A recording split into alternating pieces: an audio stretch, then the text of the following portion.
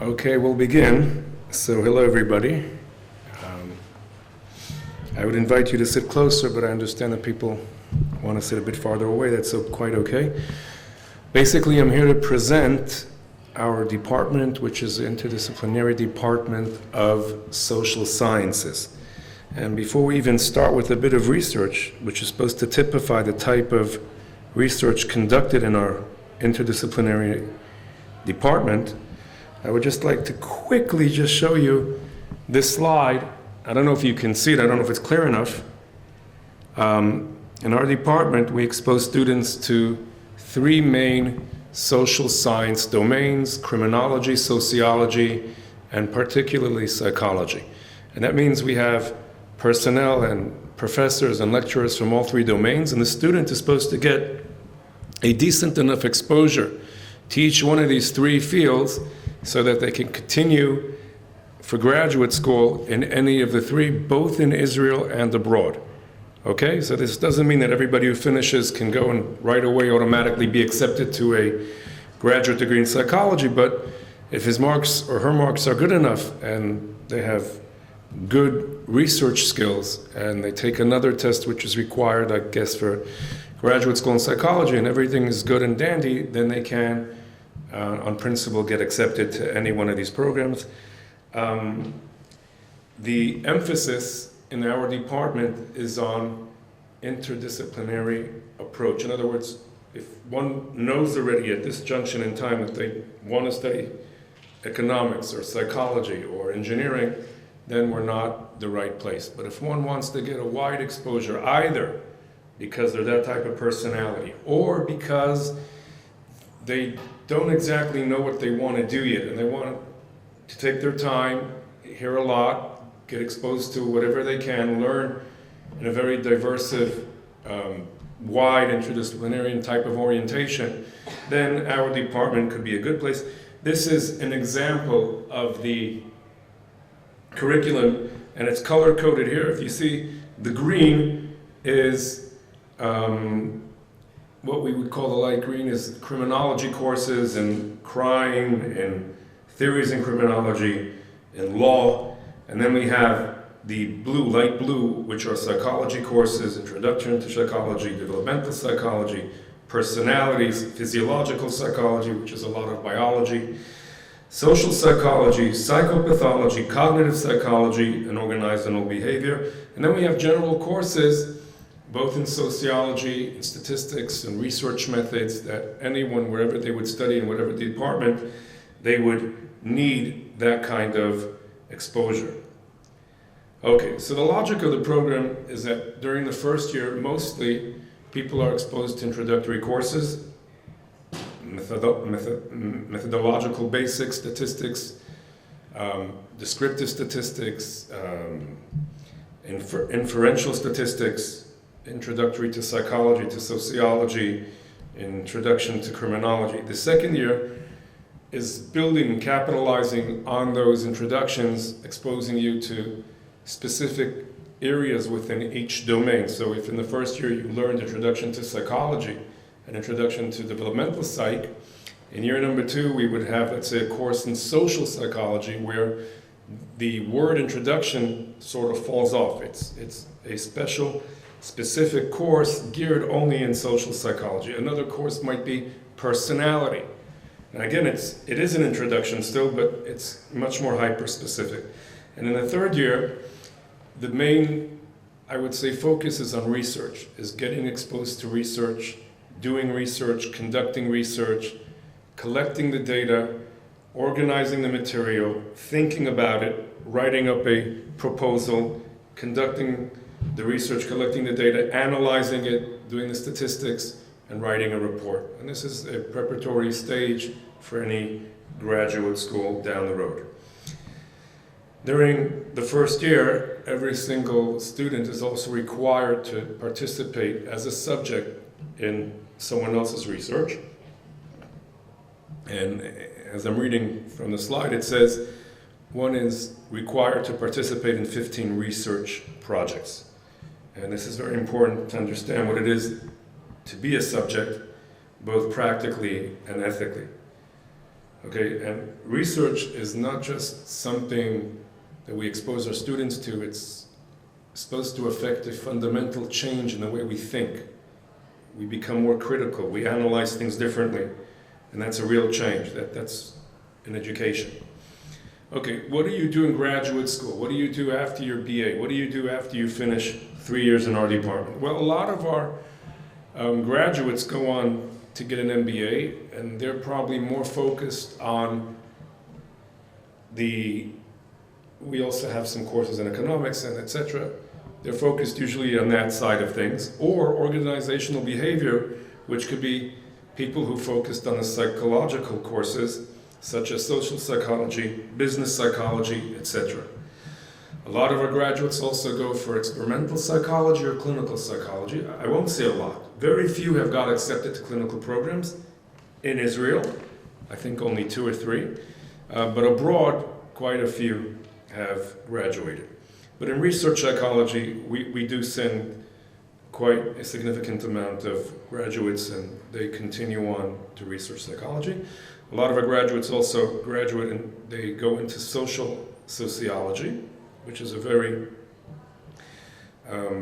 prestigious MA degree. People go into human resources, which has become a very big deal in high tech. Every big high tech company has a human resources department. And a lot of people go into the therapies, into art therapy, into expressive therapies, musical therapy, drama therapy, etc., etc. I have a short research project that I would just like to share with you, and that sort of brings home the kind of research we do in our department. Okay, so how many of you have lived in Israel at all? Anyone? 1, 2, 3, 4.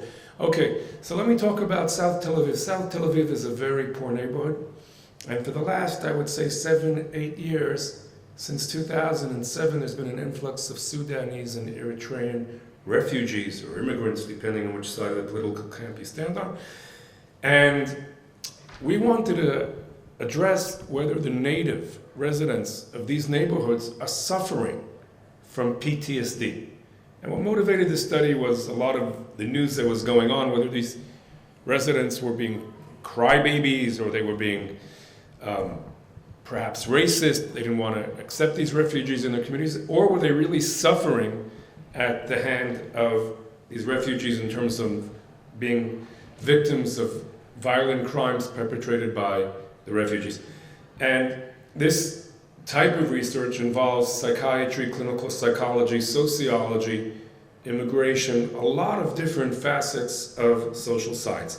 So I would just like to begin with a short quote. President Obama, who made the following statement: "There are very few African American men in this country who haven't had the experience of being followed when they were shopping in a department store, and that includes me."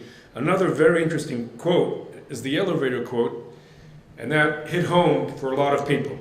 "There are very few African Americans who haven't had the experience of getting on an elevator and a woman clutching her purse nervously and holding her breath until she had a chance to get off." So even though this might not be the most politically correct of issues to address skin color and skin color tone, social psychology does this the whole time, because we are governed by stereotypes whether we admit to them or not. At least that's what psychology says. So basically, when we see a black skin color, that sets off a whole different type of behavior than what we have otherwise would have chosen to display. So basically, what we try to do is the following. These working refugees have suffered great atrocities, that's clear. Yet the rate of perpetrated crimes doubles each year. In other words, they're involved in violent muggings, in burglaries, in rape, and you name it, by a factor of 100% greater than the previous year. It doubles each year. And most often the victims are the natural or native residents of the Tel Aviv area. So what we decided to do in this case is have 2 different types of Jewish Israeli research assistants. We took people with light-skinned Ashkenazi research assistants, and we took Ethiopian research assistants. Now, the most salient difference between these groups are their skin color. And they gave out questionnaires to the native population. And the questionnaires basically comprised PTSD measures, post-traumatic stress disorder, to examine whether the natives of Tel Aviv would in fact present higher levels of PTSD symptoms. And I'm not going to go into the theory, okay, but this is a picture of one type of research assistant, and that might cause the elevator effect. People see them, even though the study was conducted in South Tel Aviv, and it makes people nervous to see a type of skin color that was previously associated with violent crimes. And our first hypothesis in the study was whether a context reminiscent of the original trauma, which in this case is a black skin color, would that activate more trauma symptoms. We also wanted to investigate a very related issue, which is, are people in South Tel Aviv racists? Do they have prejudice? Do they have prejudicial attitudes towards these refugees? And does that affect them on a regular simple cross level? And does that affect their PTSD symptoms vis-a-vis the different types of skin color?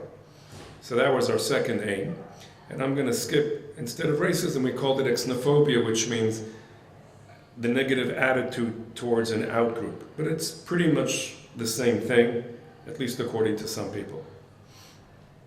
Okay, so basically we also want to examine the interaction, not at the cross level, between context and prejudice on post-traumatic stress disorder symptoms. So I am going to go very quickly through the results because I have about 2 or 3 more minutes. But what I'd like to do is also point out why this study is unique in that it combines both criminology, in that we're talking about crimes that are perpetrated. It addresses different groups in society, which is sociology. We have the in-group, out-group, we have the poor residents of South Tel Aviv, we have the immigrants, which are even a lower social class, and clinical psychology and psychiatry, because we're talking about a psychiatric disorder. Now, this also involves a bit of cognitive psychology, as we're talking about the effects of context, the effects of skin color. So basically, the first hypothesis we found was confirmed.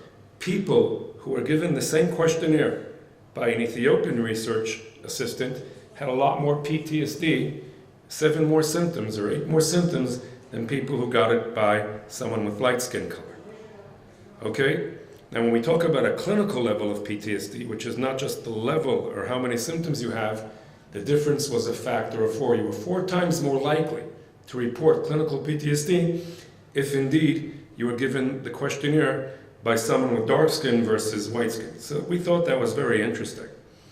Now, when we looked at prejudicial attitudes, we found that people who received the questionnaire from an Ethiopian rated themselves more highly prejudicial towards the African refugees versus when the same people received the questionnaire from a Caucasian research assistant. But I just want to take 2 more minutes to sum up. When we looked at the interaction, we saw the following. If you have a low prejudicial attitude, that's the dotted line on the bottom, it really didn't matter if you received the questionnaire for someone with light or dark skin. However, people who were highly prejudicial, in other words, they were pretty racist, they didn't like the refugees. Now note that I'm not stating cause and effect because these are correlations. I don't know what preceded what.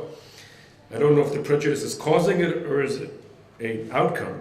But in any event, people who were highly prejudicial, for them there was a very big difference between receiving a questionnaire from a research assistant who was Caucasian versus a research assistant who had dark skin who was Ethiopian.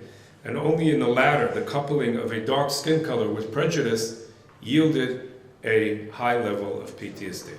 So thank you very much for listening, and we hope to see you in our department next year.